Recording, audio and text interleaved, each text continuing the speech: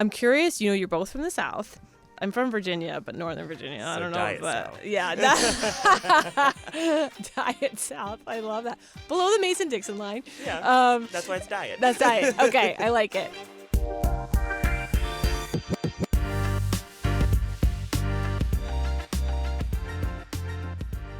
This is Admissible. I'm Natalie Blazer, Dean of Admissions at UVA Law. We recently hosted our annual Admitted Students Open House here, where we welcomed more than 300 admitted students and their guests to grounds for 2 days to experience our community. It was an incredibly fulfilling and exhausting event, and it would not have been possible without the involvement and enthusiasm of our current students. Our students not only make this event possible, they're also spending a ton of time in conversation with admitted students about their law school decision-making process. These are conversations I, of course, am not involved in or privy to. So I had the idea to have two of our wonderful student ambassadors on the show to share what they have been hearing out there, just casually sort of on the streets from admitted students in terms of the main factors going into the decision of where to go to law school. So on that note, I'm thrilled to have second-year law student James Hornsby and first-year law student Laura Louise Rice here in the studio with me today. Welcome to Admissible, James and Laura Louise. Thank you for having us. Thank you. Very excited to be here. I also have to say, today is James's birthday. Oh my God, happy birthday. We go to old 26, we lose that health insurance. So thank you for making the time on your birthday to record. This is so fun. So this season, I have been doing an icebreaker with all of my guests. So if you could each tell me, what would your last meal on Earth be? That is a difficult question. I think I already have mine. Oh, okay. Go right ahead. So I'm from East Tennessee, and this is where it really shows, because my last meal would probably be like my mom's country fried steak. It is good country food. Like, she serves it with biscuits and mashed potatoes and like the gravy and everything, and it's so good. And like, I always cackle because like my stepdad is like, so what vegetable are you gonna have with it? And we're like, the potatoes. Like, that's clearly how we're gonna do this. I love it. Yeah, for me, so I'm from rural South Carolina. So in the same vein, I would have probably pan-fried pork chops that my grandma pan-fries are my favorite thing ever, with collard greens and something we love to call cowboy beans, which is basically like a fun take on baked beans. Oh, my God. Well, now I'm starving. I love the Southern cuisine. Oh, my God. Yum. So aside from your last meals, I want to learn a little bit about both of you and about what led you to pursue law school in the first place. So maybe Laura Louise, you can start. Where are you from? We just heard South Carolina. Where did you go to school? What was the moment where you knew you wanted to go to law school?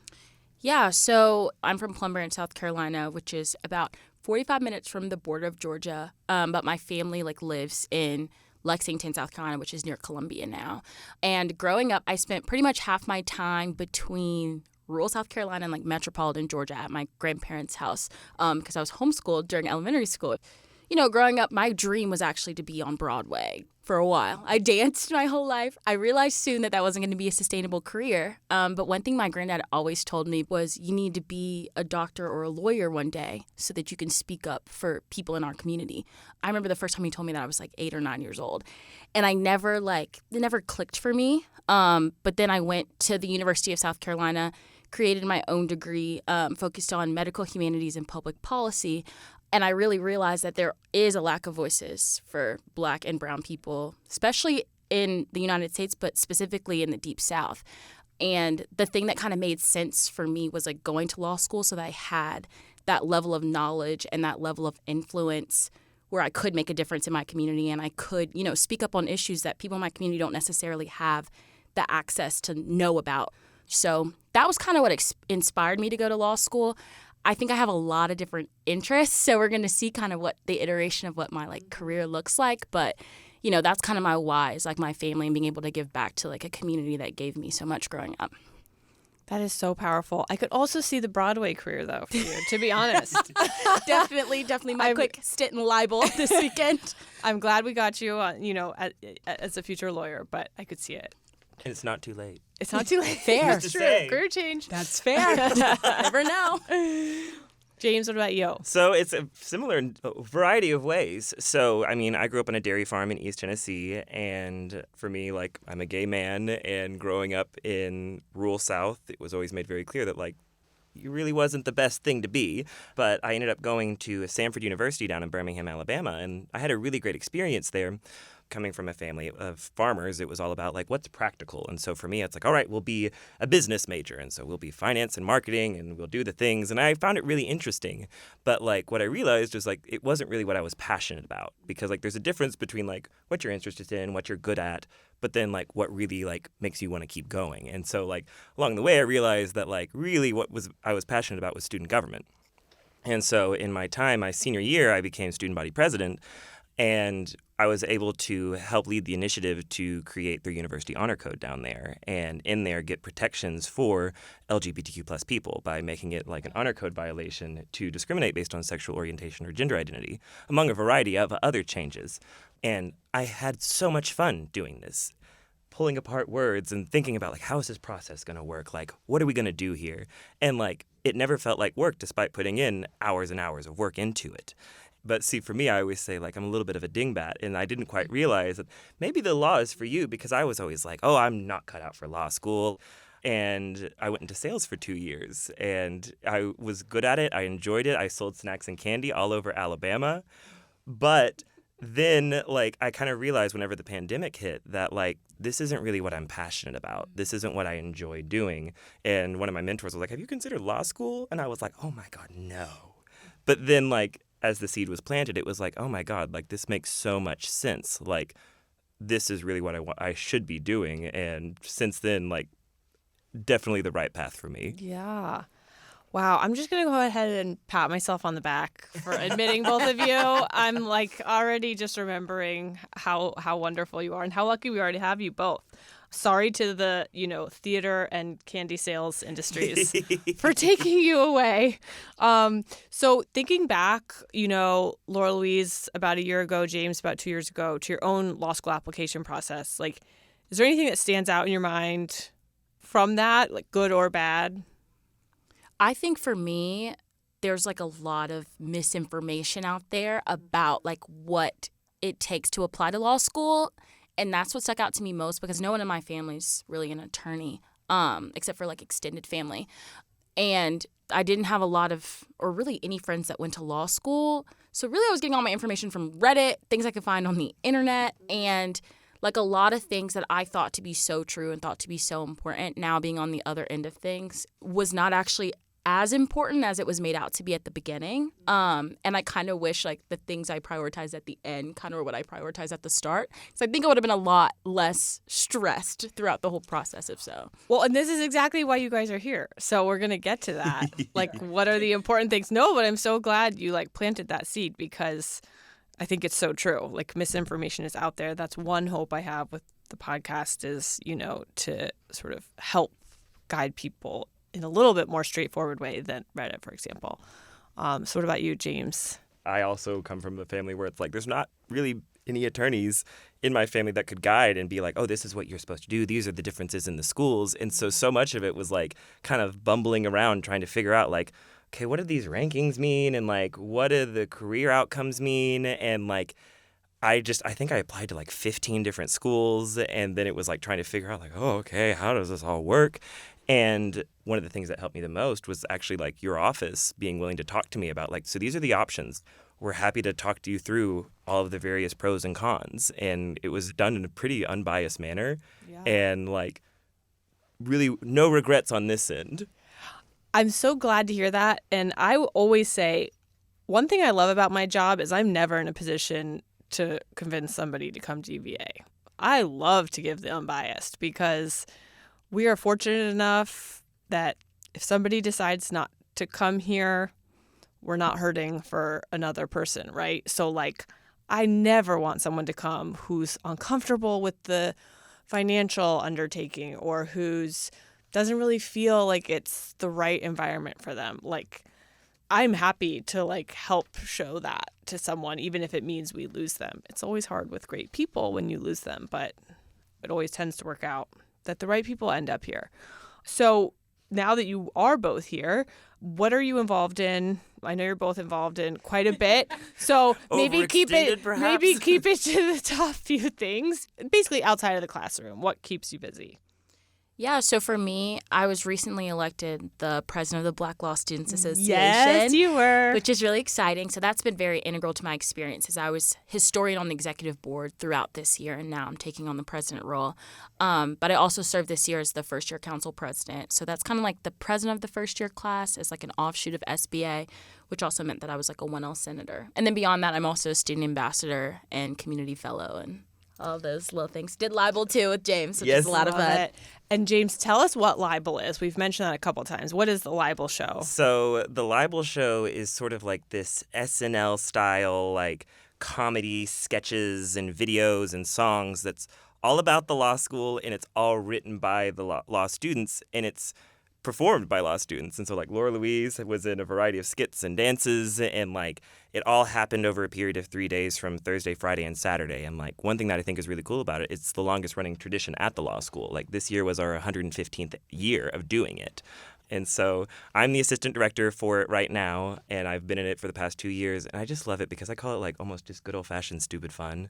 Well, and you see like these law students who are like super high achieving, super smart, really academics focused, and then they have talent. These like hidden talent, dancing, singing, making jokes. Like I love it for that reason, because you all are more than just future lawyers, and so it's super fun to see. Well, and that's one thing that like I always say about UVA is like we value like you as a holistic person.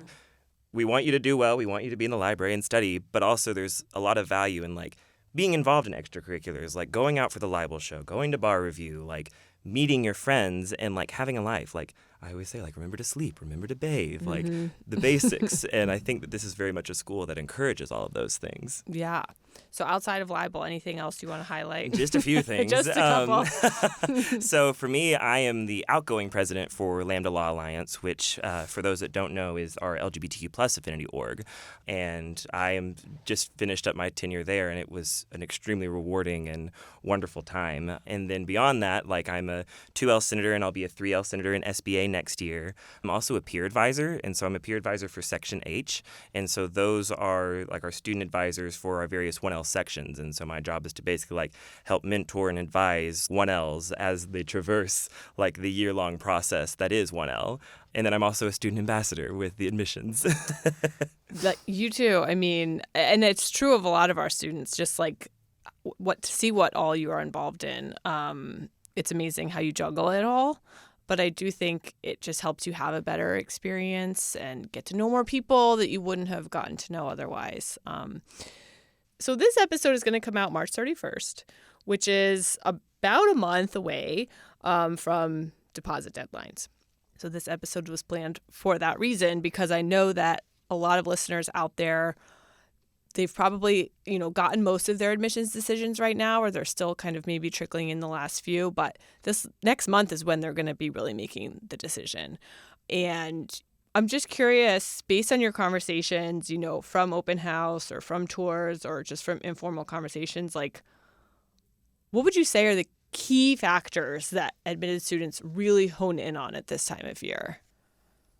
There's a few things. So I think one thing I've noticed too is just sometimes people don't even quite know exactly why they are choosing something, but they just say it feels right, of like it's that gut feeling. And giving them that affirmation that like sometimes like that's a good reason to say like I just feel like this is a good fit for me, and giving them that affirmation that like that's okay, like to say that. Yes, as lawyers, future lawyers, we're trained to be very logical, but sometimes it is a feeling. And I actually want to tie that into what Laura Louise said earlier, which was your experience at Admitted Student Open House sort of sealed the deal for you. And I've heard that from a lot of people. So it's something about the visit experience. And I'm curious, what kinds of questions would you guys say that you fielded? Like, is it about finances or employment outcomes, or are they getting into that nitty gritty with you? Or is it really more about like the student life experience? So I would say one big thing for sure is finances.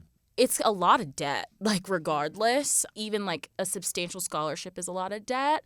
But I think there was that whole weighing of thinking kind of what would it look like when I graduate? Like, is there the guarantee that I have the job to pay off this type of debt? And kind of giving that sense of security, I think, was a conversation I also had a lot during Admitted Students Day. And I've even had during like tours over the course of the semester as well. I think that's right. I think people fixate on the number, but they don't investigate what makes up that number. Why is that number what it is? And it's just like how one person's GPA is not another person's GPA, right? Like, okay, what's the major? What's the school? How long ago was that GPA earned? I mean, now, listen, our employment outcomes, I think, are like 98 or Like 99 unrivaled. or something. I was about to say, that was really what I was always saying. Yeah. James, what about you? So I think the nitty gritty for me comes up a lot because I talk to a lot of students that like have worked or they're coming back into this or they're like, I don't quite know like what exactly I'm getting into. I'm really excited. And like, I know the money piece comes up a lot. And like, I always try and be really candid with them of like, listen, like I am taking out basically a mortgage to come to law school. And like, I turned down full rides at other schools that might have been lower ranked. And really great schools, I didn't understand quite the difference because like I'm from the South. I was never thought that I would have the opportunity to go and practice litigation at a firm in Washington, D.C. And like I have that, like that's what I'll be doing this summer. And it's primarily because like UVA was by my name and there were so many amazing alums that were like reaching out to me at the firm that I'm going to and we're like, oh, we'd love to have you. We're so excited. Like we love our UVA grads. And like those are like the intangibles that I think that I didn't realize coming in that were so important and why I kind of joked that like, I didn't realize like how I lucked out when I made the decision to choose and kind of go for it of saying like, it's going to be more money for me as someone who grew up with farmers that are like, debt's bad. Even my family talks about like, oh, this was the best decision that you made because like the opportunities that you will have really like there's no limit to them. Right. And you could have less debt, but if you're not getting a great job, and I say that as someone I was fully on student loans, like I did not have a scholarship. So Me too. I would never downplay it. It's a huge undertaking. And I hope that when people get to the application stage or especially the admitted student stage and the decision-making stage, they have come to terms with the fact that debt will be somewhat a part of their life, even as Laura Louise said, if if someone is on a scholarship, like it's never going to cover everything. Debt will be a part of that. And that's just part of what graduate school is, and especially professional school. And how much do people talk to you about the location? Like Charlottesville specifically or being close to DC? Like how much is that playing into people's decision, do you think? I think a lot, especially as my role as Lambda president. This comes up a lot as like being a part of the LGBTQ plus community. Like it's not exactly a wonderful time nationally, and like I field a lot of questions about like what is it like to be queer in Virginia, because it's like it's still a part of the South. There's still a long history of not necessarily embracing the LGBTQ plus community, and like being candid with them of like, yeah, it's still Virginia, and like there are like things that you may have to deal with that you might not be used to. But like I know for me, my experience at UVA Law has been one that has just been fully supportive of me and my identity and like willing to lift me up, and it's never felt like a liability in any form or fashion. And that like I have this wonderful community. Like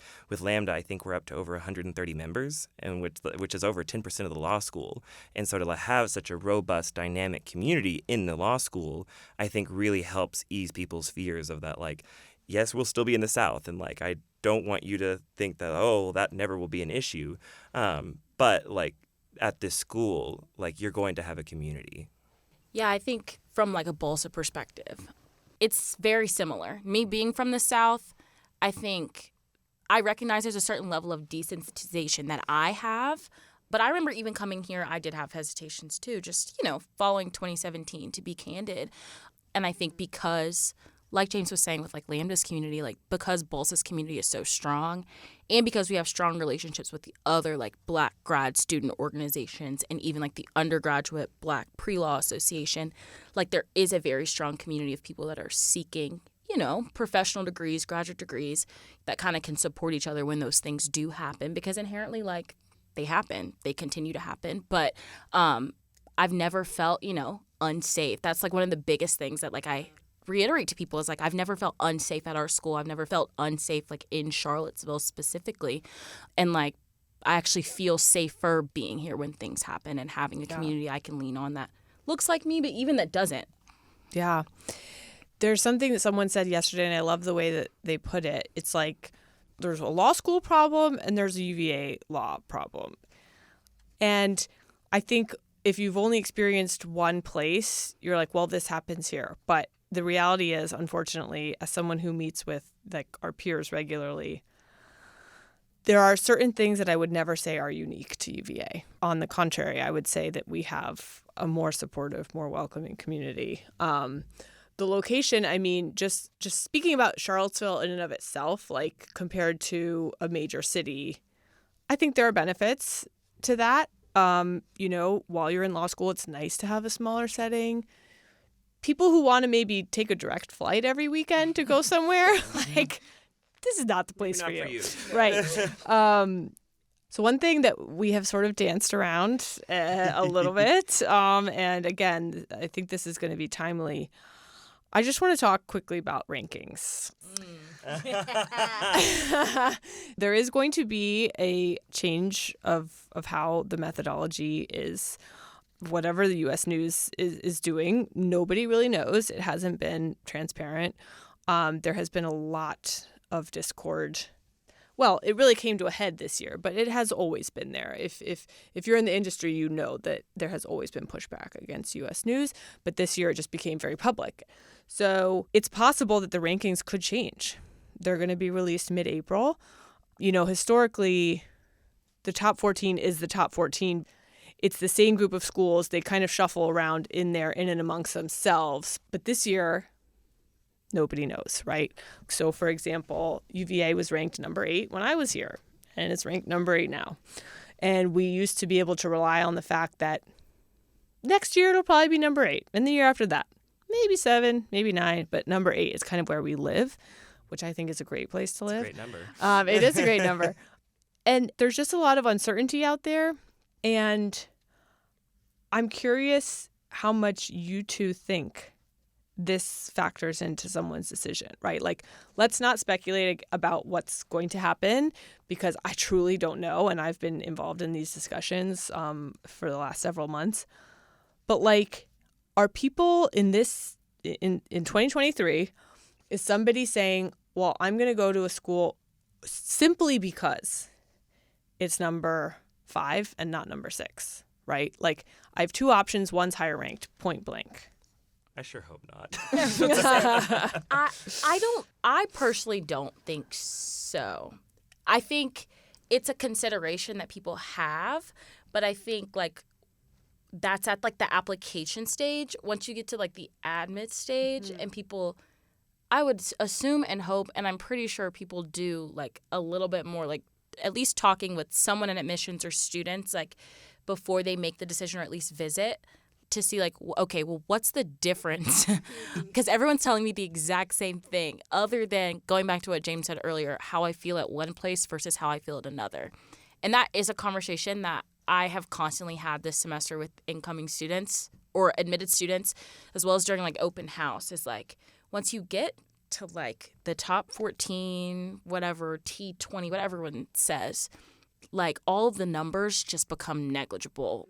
Unless you literally want to be a Supreme Court justice. Like, that's kind of what I tell. Go to Harvard. I was going to say, then there's a clear path for you. But I think, like, that's a conversation I had with a lot of students was, like, once you get to this point, like, you've done the hard work. And, like, the hardest part, though the decision is difficult, is kind of over in a way, in that like you've guaranteed yourself like a good job, you've guaranteed yourself good outcomes, guaranteed yourself a really good education. So I would hope that's not what they're thinking. I think initially when I was applying, I was like, okay, these are the top schools, but I didn't know what that meant like at all. And then in practice, once it got to like the spring, like I ended up choosing between 2 schools, and the school I chose was ranked lower in theory than the initial school I was considering. So I think like, I hope that's not how, again, I really hope y'all aren't making your decision based on numbers alone. Well, and I want to highlight one thing you said because I think it's super, super, super important. Like the employment outcomes, like someone's GPA on their transcript, like when you see that a school is ranked X or Y or Z, you need to understand what factors have gone into that number. Do you know how much value is placed on the LSAT versus alumni giving versus GPA versus reputation surveys versus bar passage? If the bar passage rate is like extremely low, that would be something to look into. Red flag. Red flag, right? I always encourage people to educate themselves. We already have the ABA 509 report, which is where anyone can go and see pretty much all the publicly available information. I think there's plenty in there to make decisions. As human beings in the year 2023, we like someone to just kind of do the work for us. And a numbered list is really handy, right? But if you go to the ABA 509 reports, you can see there in black and white, like, okay, what's the class size? What's the LSAT? What's the GPA? What's the employment outcome? Do they accept transfers? Like, it gets very granular. And I think law schools are trying to do a better job, as we should, of pointing people to the right information. And again, that's all publicly available. Like, we have to report that to remain accredited, right? Like, so there's no like fudging of those numbers anywhere, or there certainly should not be. So I think understanding the ranking and then making a decision based on, okay, I know all the things that went into this, and so I'm not just basing it on that, is super important. And I think I agree with that. But I think it is important to acknowledge that, like, rankings do matter in a weird sort of way. Like, whether we like it or not, throughout our profession, throughout the schools, everyone kind of has a general idea of what tier every school is in. It's okay to consider the rankings and for that to be a part of your decision, but, like, please don't, like, let that be your total decision. 100%. And one thing that I want to sort of connect to what you said earlier, it really depends on your goals, right? Like, you two are seeing the opportunities out of a top 14 school because you both are going, it seems like, at least for the short term, to top firms, right? If you, James, had wanted to work in a regional firm or a boutique office, you certainly should have taken that full ride at that lower ranked school. Like, that would make 1,000% sense. And I have people coming to me with those decisions all the time. And it always comes back to, what are your goals? That school, that top 20, top 30, top 50 school that offered you a full ride, if they can get you to where you want to go pretty reliably and you are debt averse, then I would do that, right?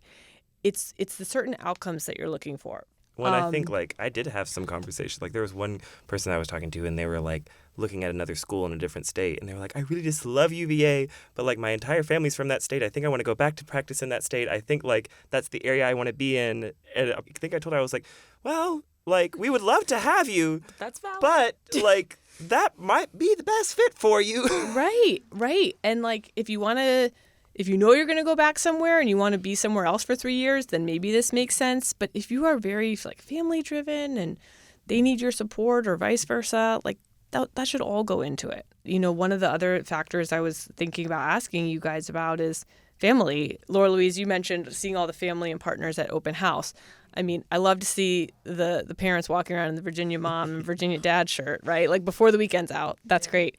Yeah, I think, like, I know for me, a big factor of why I chose UVA is because it's only a 5.5-hour drive and I don't have to fly home. Like, that was a very big deal for me, and it's proven to be helpful for, like, me and my family situation. So, like, I think it's very much like a case-by-case basis, but I think all of the T14, for the most part, is, like, far from South Carolina.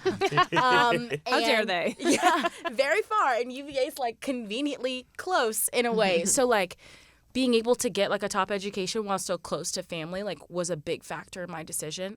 Well, and I think, like, this goes back to what we were talking about earlier. It's like so many times with law students, we want to be as logical as possible and look at the numbers. But sometimes it really does boil down to, like, where is my family located? Like, does my significant other feel comfortable with being in this environment? Like, things like very much like those relationship-focused things that you can't really put a numerical value on and that are still just as valid. And really, you should consider giving weight of, like, okay, like, I have a wife and kids. Like, is this going to be the best fit Hopefully for me? they have a say. Yes. And I think, like, Yeah. especially, like, the family and the significant other element is going to just continue to become a more significant factor as we see, like, more, like, non-traditional law students come through the pike. Absolutely.